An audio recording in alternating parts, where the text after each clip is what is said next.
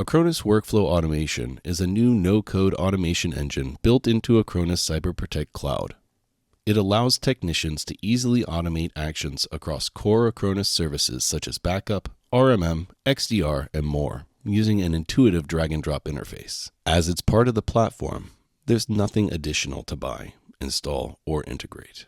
Every partner using Acronis Cyber Protect Cloud today gets access to the Workflow Automation Builder out of the box. Workflow Automation also complements your AI initiatives with deterministic rule-based automation, enabling you to build reliable workflows that AI alone cannot deliver. In this demo, I'll walk you through the key principles of how Acronis Workflow Automation works and show you how to create workflows for two common use cases.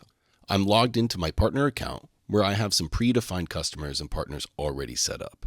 To access the Workflow Builder, we'll switch over to the Cyber Protection console. You'll see that the workflow functionality is located under Management, under Workflows. You'll notice that we still have old EDR workflows here. What you're seeing now are workflows that have been pre-created, plus a set of predefined workflows at the root level. These root level workflows are templates that have been propagated down through the partner hierarchy and are available to all child partners. So let's create a test workflow to demonstrate the core functionality. I'll walk you through each step. First, you'll select a trigger, and we have several categories available.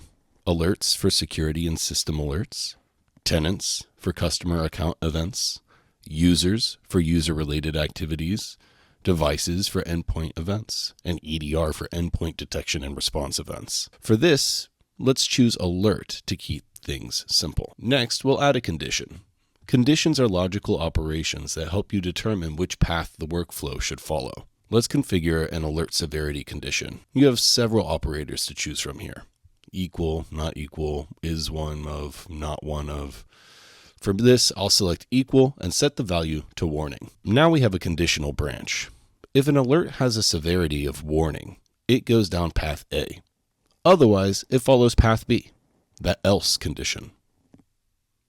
Now we can define actions based on the trigger we configured.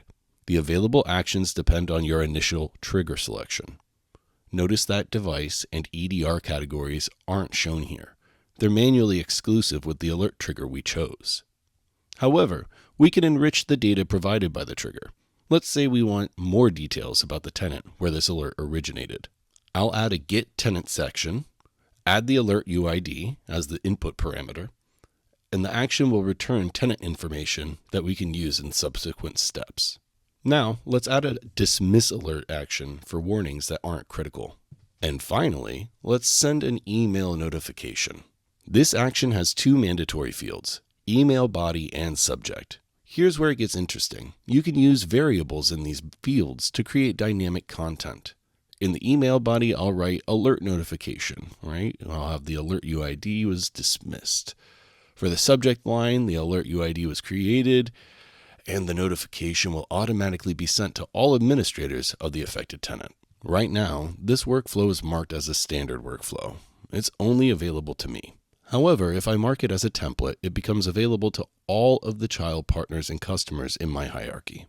They'll automatically inherit this workflow, which is perfect for standardizing processes across your entire client base.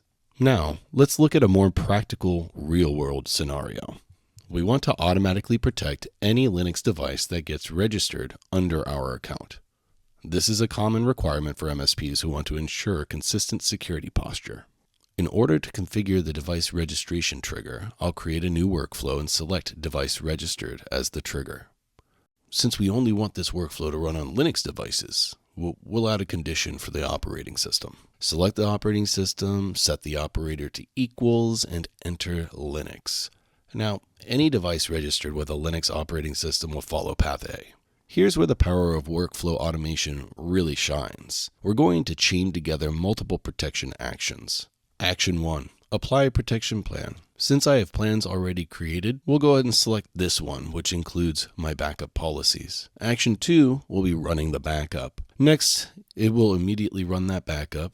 The only required input is the workload ID, which is automatically populated from the trigger. Action 3, running the vulnerability assessment. So from here, we can scan to identify any security weaknesses. Action 4, running a malware scan. Again, the device UID will automatically be populated. Finally, we'll initiate patch management to ensure that the device is up to date.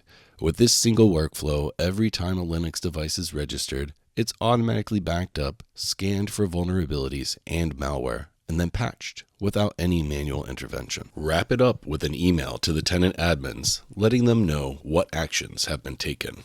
Using the variables, you can provide specific results or let the admin know that the device is not a Linux system. Once your workflow is created, you'll want to deploy it. So let's go to the Manage Clients section. Here's where you'll be able to enable the workflow for all your customers, select which customers, and enable it for your own organization, as well as for child partners and their customers. From here, we could select which version we'd like to deploy. And right now, we have 2 versions of this workflow available. On the confirmation screen, you'll see exactly what changes will be applied before you commit them. And once applied, all selected workflows are enabled for the customer. You'll be able to see when each workflow was executed, the execution state, and detailed execution history. Right now, the execution history is empty because this workflow hasn't been triggered. Once devices start registering, you'll see the complete audit trail here. You can also clone workflows.